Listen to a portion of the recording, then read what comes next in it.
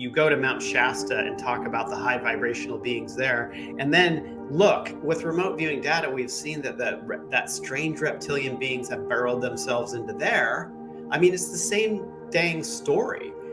It's the same thing.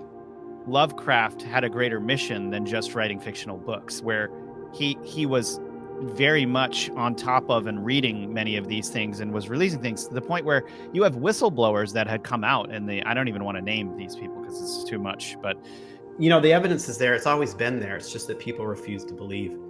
And that is the question, though. Why cover up this stuff? Why is it so important to bury that out of the mind of humans and to socially, mentally engineer it out of people? Why? You bring up giants, it's like you just get laughed at. Famous quote that he says, millionaires don't believe in astrology, but billionaires do. When you get to JP Morgan too, the whole funding around Edison versus Tesla. Oh, geez. It's like the direction of civilization. Like, he determined a specific direction for aspects of civilization.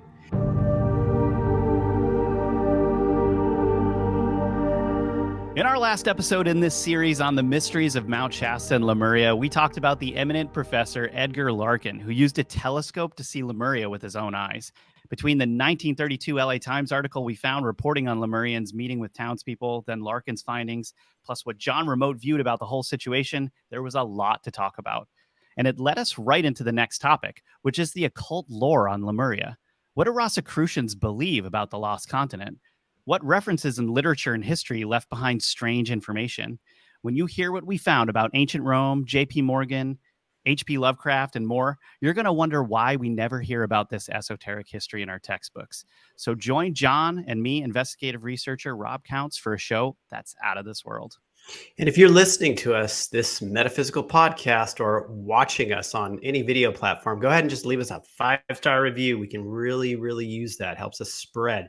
Make sure you also like and subscribe wherever you are and hit that bell for updates.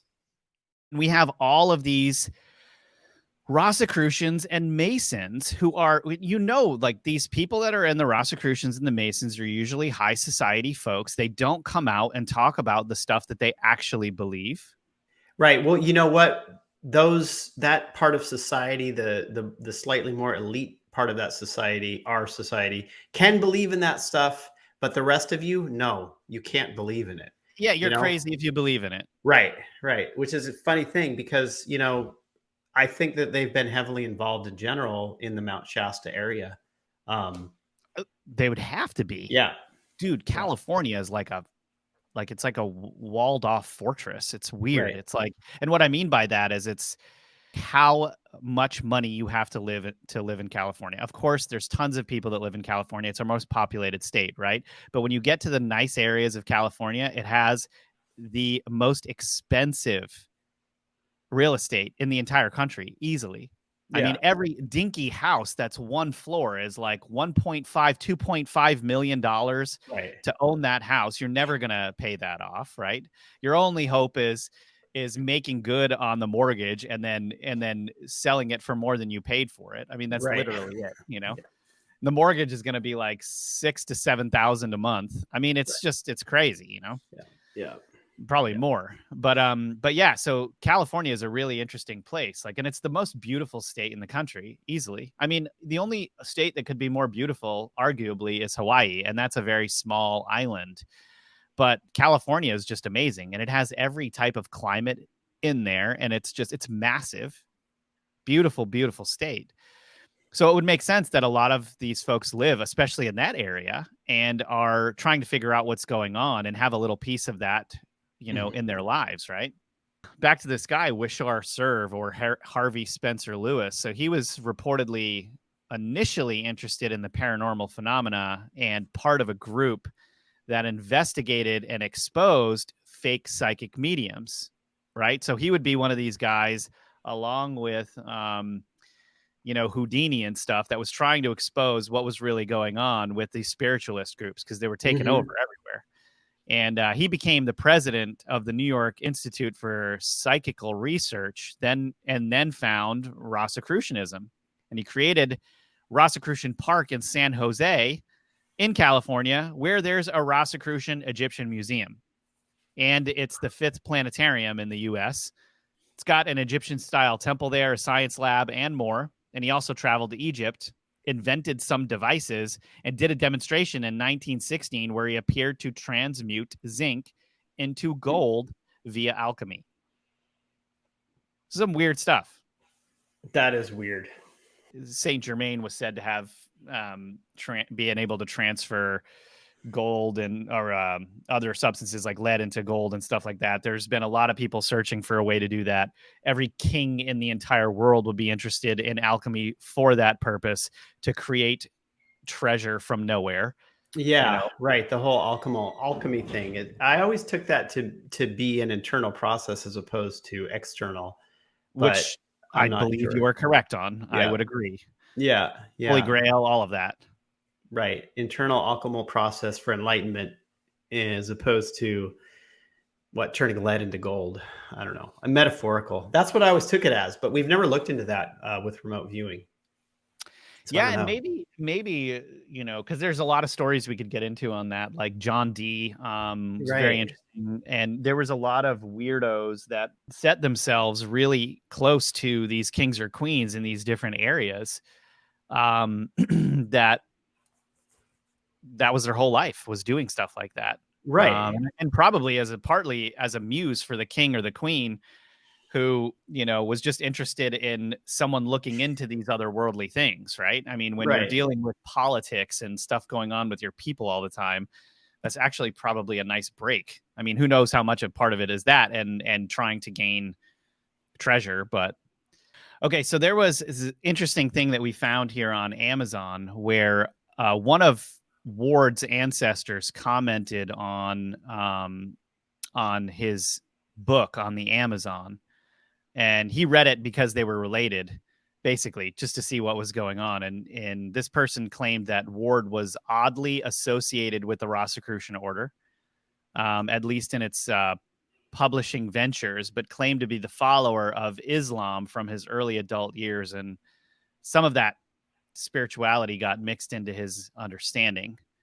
Now, James Ward wrote in the Rosicrucian Digest in 1931 about suspended animation. It's pretty interesting. The power of suggestion through belief, knowledge, contemplation, concentration, visualization, mediation, and realization.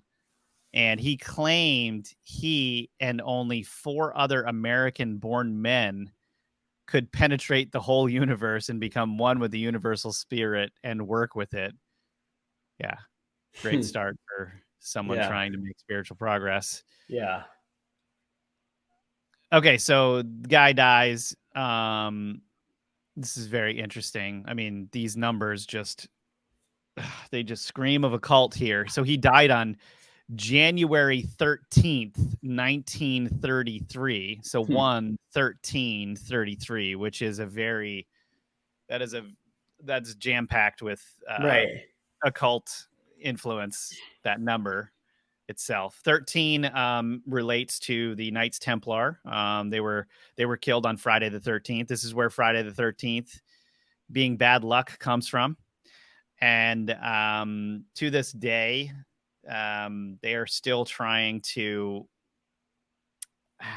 have revenge for Jacques Dumoulin, who was killed by the king at the time.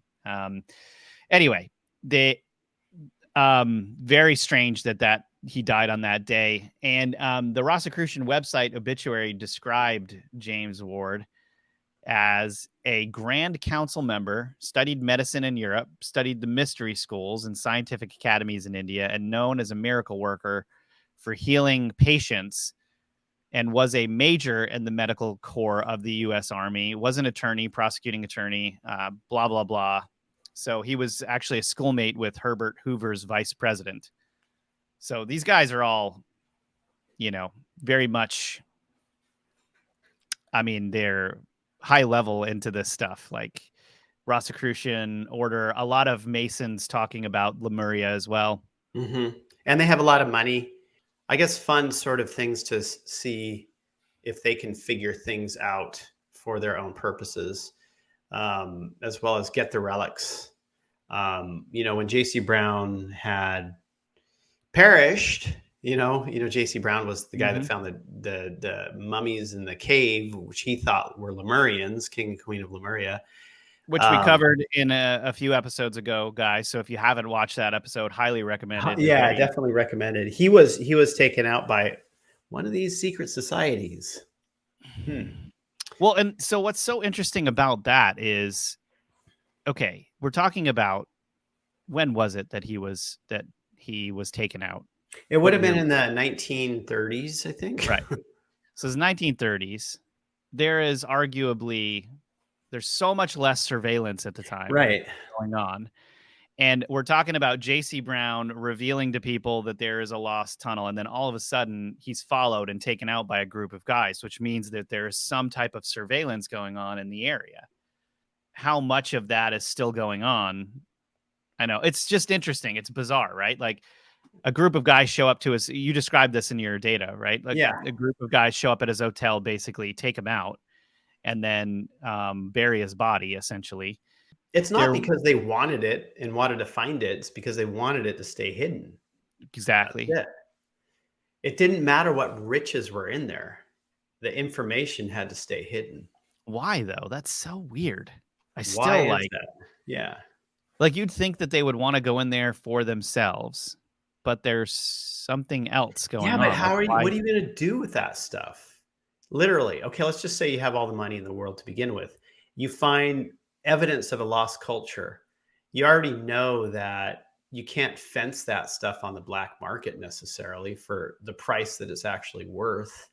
You can't let that stuff out be known because we're supposed to stay in a specific narrative. So what are you going to do with it?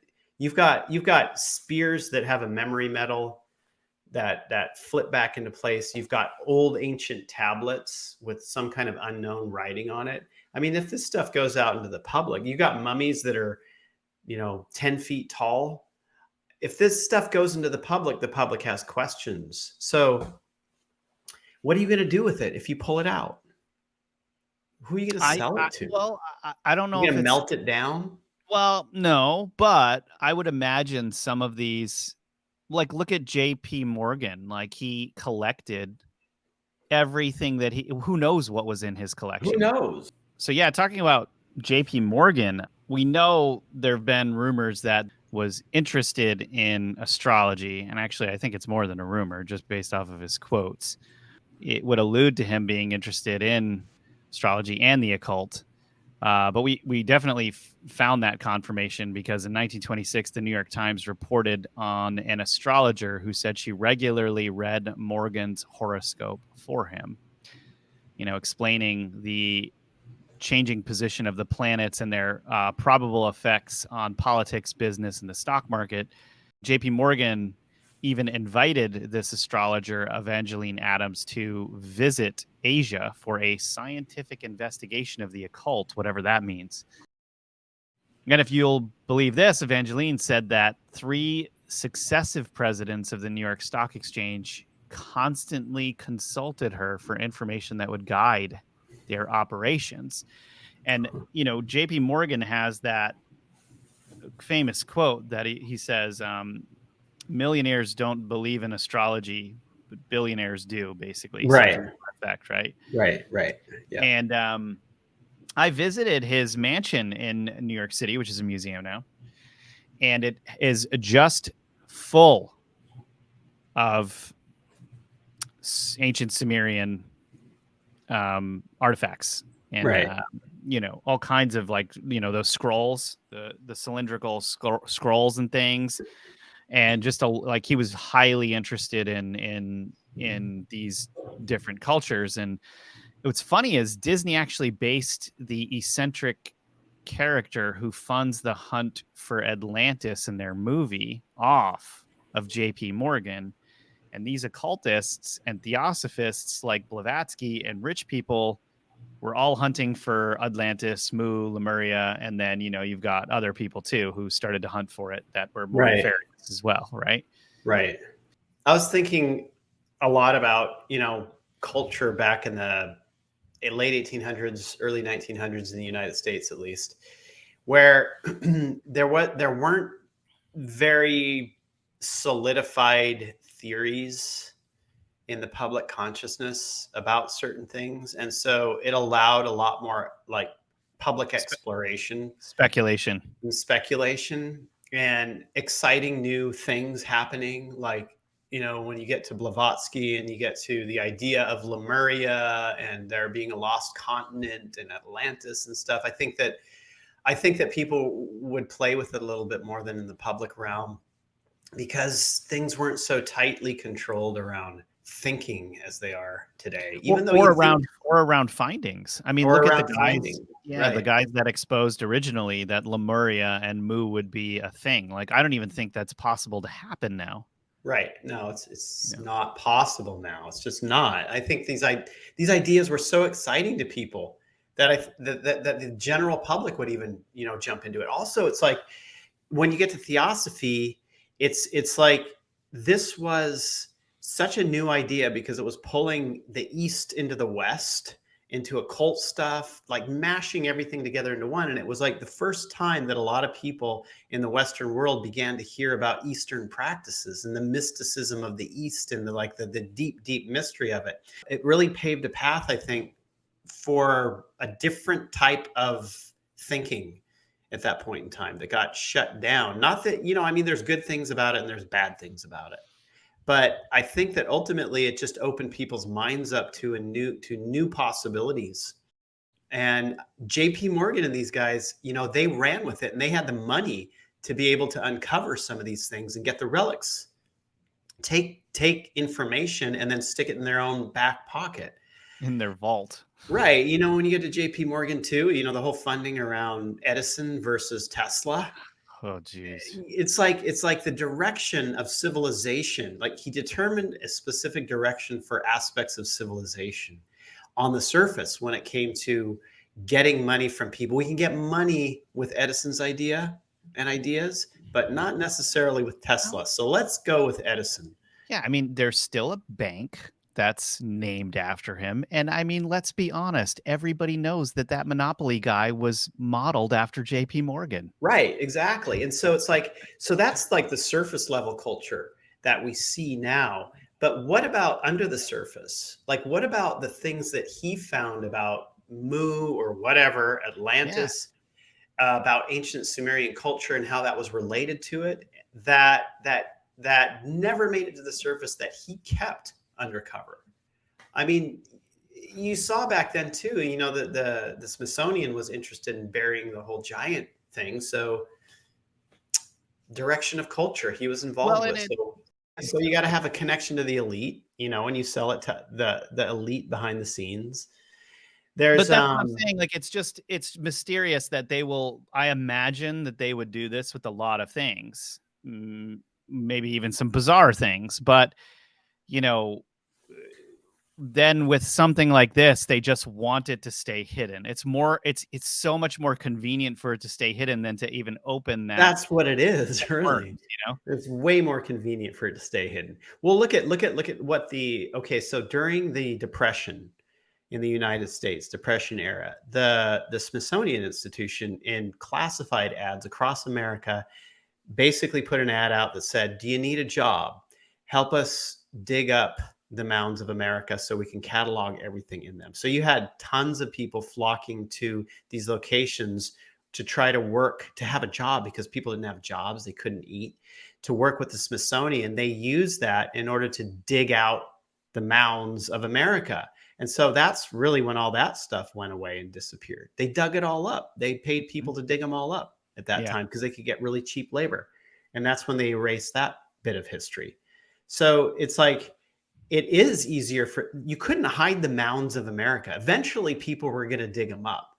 So it's like they needed some kind of like thrust across the board to just get rid of these things. And then it's much easier to just, blow part of the mountain that J.C. Brown found the cave in so that nobody could ever reach it. Way, way easier than to clean it out. Well, and this is more sensitive than an ancient civilization, because this would be giants that were revealed that existed.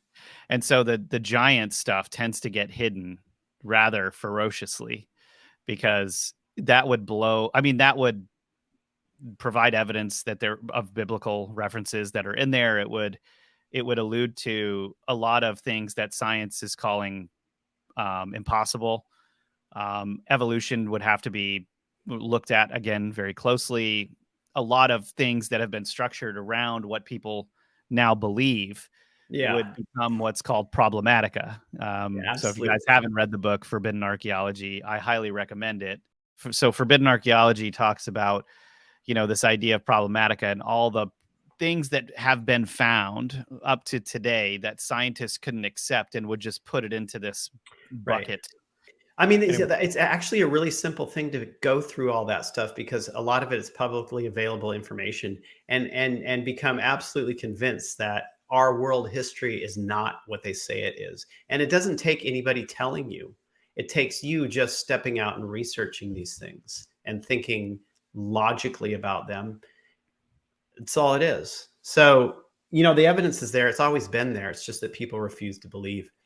And that is the question though. Why cover up this stuff? Why is it so important to bury that out of the mind of humans and to socially, mentally engineer it out of people?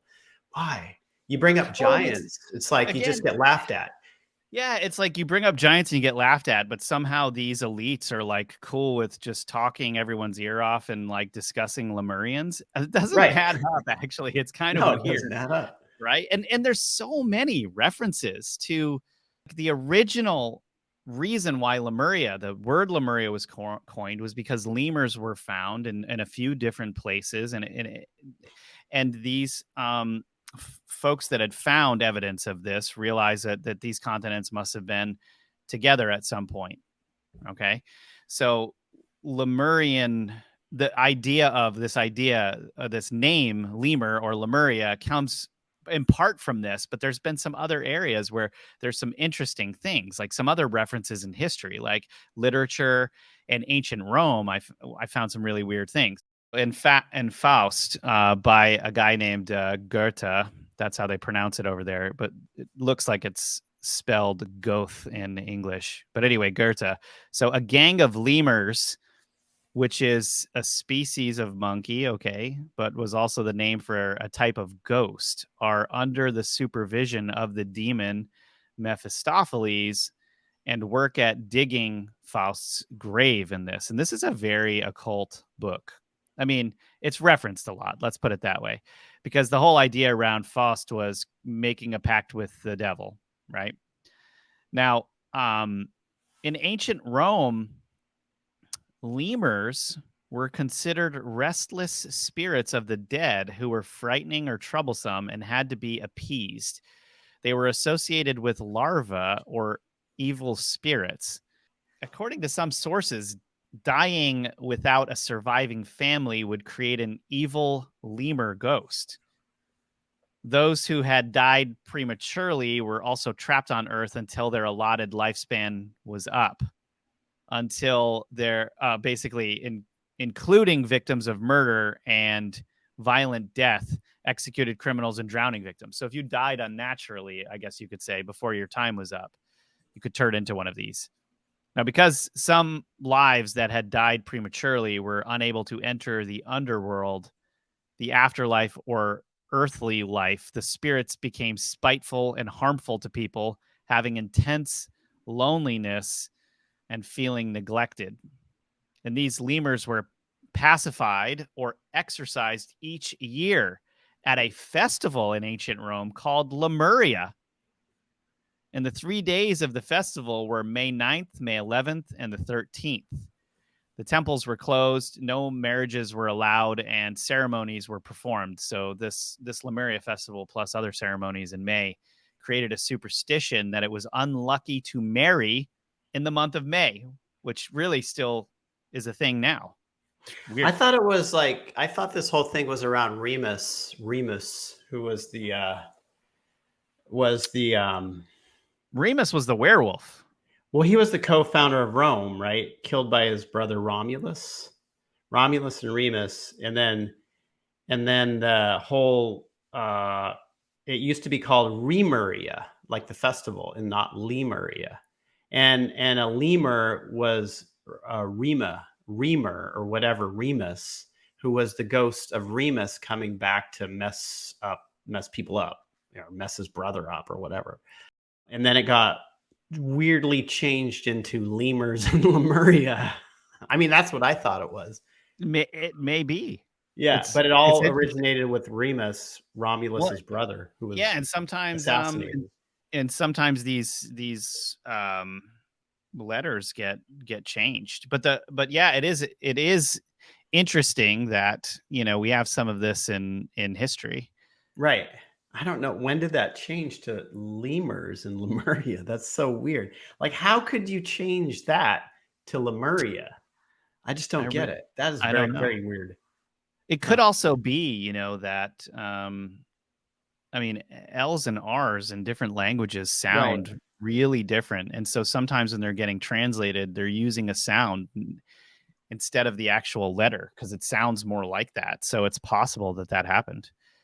And it's funny because at what point was there a meeting where they discussed just hiding all of this stuff? Because between 1880 or whatever and 1940, a lot of stuff, especially in the 30s, a lot of stuff was coming out. A lot of new things were being found. I mean, everyone was excited about all of these things. And then 1950s hit and it was just like 50s, 60s. It just kept getting more and more like about technology, less hearing about these things. It was a lot more frowned upon. I mean, we had major things happening in the early 1900s. We had, UFOs like Roswell. I mean, all kinds of things happening. And it was very quickly, it seemed, that a strategy was created to, just to figure out a way to keep these things more contained. Right. Rather than to allow the human spirit of just curiosity to kind of flourish in the United or around the world, really, not just the United States. The United States was the center of a lot of these things, and not even the findings, but just the curiosity, I think. I mean, look at that article, that Lemurian article. Some of these articles we're going to be pulling up over the next couple of episodes are very, very interesting. And this stuff leaked into probably some of the most influential books on the horror side of things are definitely the books that Lovecraft have written. Every photo of him, I feel like he looks like a defiant little child. Like, I don't know what's going on there. Really doesn't want to sit, like he's being told by his parents to sit there and he doesn't want to do it. Right. So Lovecraft basically referenced a lot of churchward stuff on Mu.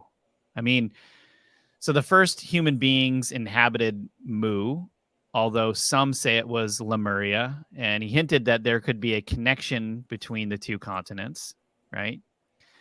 And it was Lovecraft that called people from Mu Movians, and he said that they were, this is his books, they're fictional books, right? But we're just kind of going through these. So he said that the Movians worship the ghastly, I don't know how to say this, Getanotha,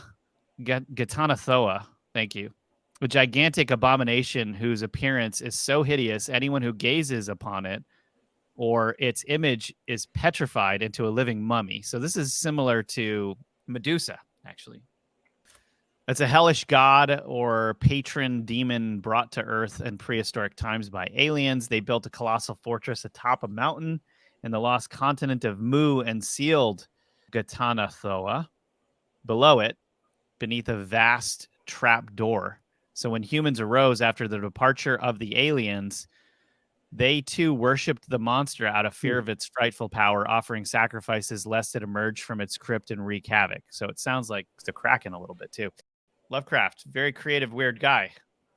Between 18,000 and 10,000 BC, the Movians were enslaved by extraterrestrial creatures led by Gatanathoa.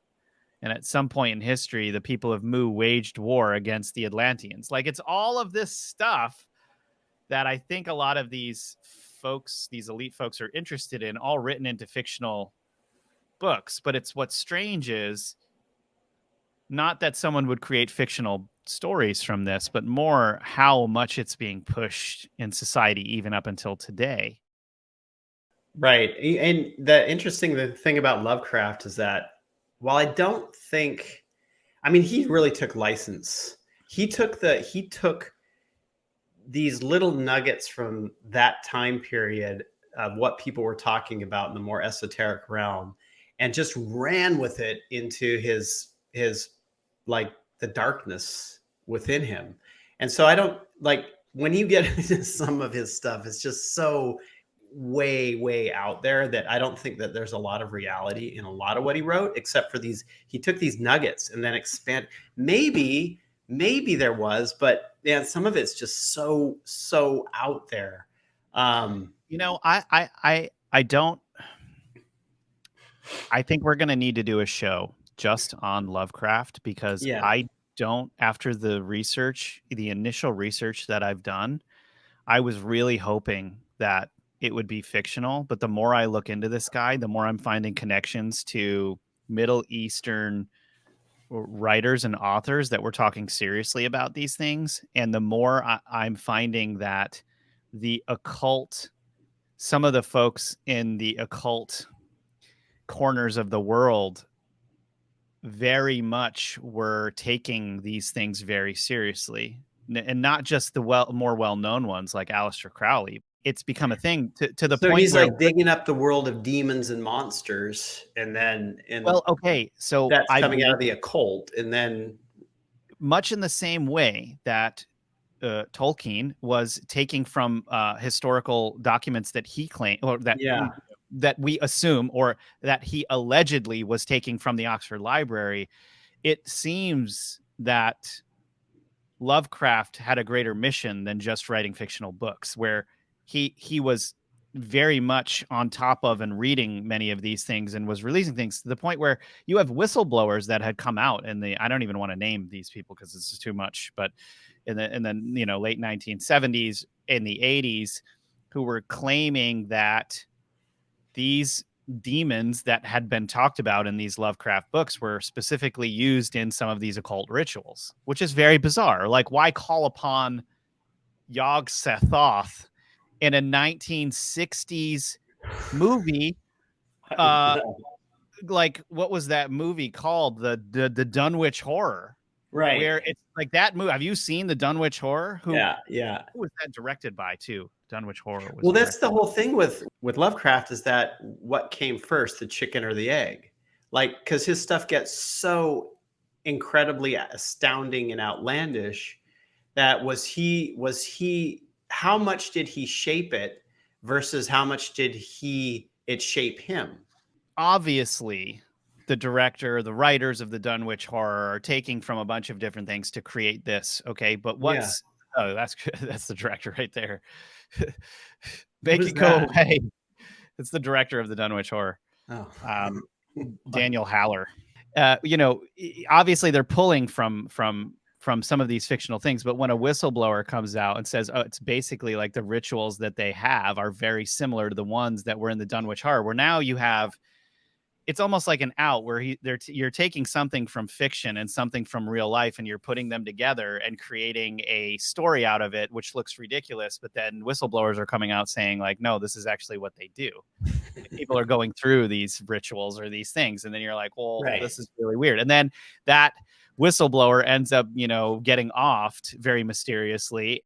But back to the subject here, which is Lovecraft. There's no way he could be referenced as much as he is by guys like Aleister Crowley and all these people without there being something, right? It's like, even with Helena Blavatsky, I do think she was a con artist, but I also really think that she was taking from stuff that she had seen and experienced and trying to do her own thing with it because of her ego or Right. whatever it was. So where did that stuff come from? And then you have Masons and Rosicrucians crazy about Lemuria. They're constantly looking into this. They have a lot of money. They're pointing their telescopes out there and looking at things, and it's all being revealed in these fantastic articles. And then all of a sudden, after the 30s, it all gets just like quieted down. Yeah. And hey, maybe it was like, oh, maybe they saw, okay, I'm just trying to hypothesize here, right? Maybe they saw, how hard Hitler was looking for these things. And they were like, we need to quiet all of this stuff up. Otherwise, we're going to have more people looking for this stuff. I mean, it's possible because I would say most of what Hitler was trying to do was much more of an occult mission-based thing than it was a socio-political thing, based off of how insane he was about looking for these relics, trying to obtain this power, putting all of these like economic resources into those things. He's over in Antarctica. He's all over the world. He's traveling to Tibet. This is weird stuff. I tend to think personally that no government is, that governments are basically under one umbrella, whether those governments are opposed to each other publicly or not, whether there's a war between two countries or not. My perception is that there's one umbrella that holds them under one control point. And it could be that a lot of that had to do with uncovering that through a wartime by people that were in control behind the scenes and pushing that in order to, I don't know. It's a difficult subject to talk about because it gets very, very touchy. But I do think that a lot of what he was trying to dig up might not necessarily have been just for him. No, I agree. And this is what it's like, we have to talk around it. It's why it's such an interesting rabbit hole when you start talking about Lovecraft, is because it's taking real things and potentially putting them into a fictional base, into a fictional place. Right. That's what he was doing. Yeah. But then you've got this strange cult around his work, Well, that's the thing I've never understood. Like, see, this is the chicken or the egg thing. Like, did it form Lovecraft or did Lovecraft form it? Because people refer back to Lovecraft, which is so bizarre to me. So yeah, it's bizarre. But then again, the connections that this guy had, we're going to have to have a very well-produced episode on. We're going to have to do that. It's too weird. And dude, one of the things where I was like, okay, something is going on here is when I started looking more into Lovecraft and I found out that some of his writing material was on strange reptilian races that had basically burrowed into the hollow earth in the Tibet area. Yeah. And there are other accounts of this thing. Not just but I mean, just like, think about that though. Think about what you just said though. It's crazy. Reptilian type beings who have burrowed themselves into the Tibet area around Shambhala, right? Well, into the hollow earth. Into the hollow earth. But Tibet's supposed to be the capital of Shambhala. So if you take that same conceptual idea and you go to Mount Shasta and talk about the high vibrational beings there, and then look, with remote viewing data, we've seen that strange reptilian beings have burrowed themselves into there. I mean, it's the same dang story. It's the same thing. And with that, everyone, on the next episode, we're going to be getting into the strange reptilian ties all revolved around the Mount Shasta area and how they connect everywhere else. And it gets even weirder, if you can believe that, because we haven't even hit Saint Germain, which ties into a lot of this as well. Yeah. So thank you guys for being with us here today. And we will see you next time, where we'll be getting into more around the reptilian people, the lizard people, and this very strange articles we found as well in the LA Times. So hold on to your hats, everyone. We're kind of just getting started.